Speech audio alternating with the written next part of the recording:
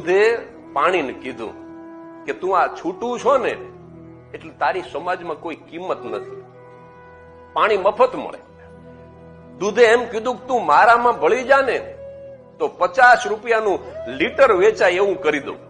અને પાણી ભળી ગયું, પણ પાણીમાં ખાનદાની હતી. અને પાણીમાં ખાનદાની એટલા માટે હોય કે 5 મહાભૂતમાંથી જે શરીર બન્યું છે ને, આકાશ, પૃથ્વી, અગ્નિ, વાયુ અને જળ, એ 5 મહાભૂતમાં એક તત્વ જળ છે. એ ખાનદાન જ હોય. એ પાણીએ દૂધને એટલું જ કીધું કે તે મારું મૂલ્ય વધાર્યું છે, હું તારું ઋણ ચૂકવીશ. એટલે દૂધને આશ્ચર્ય થયું કે પાણી તું કેવી રીતે મારું ઋણ ચૂકવીશ?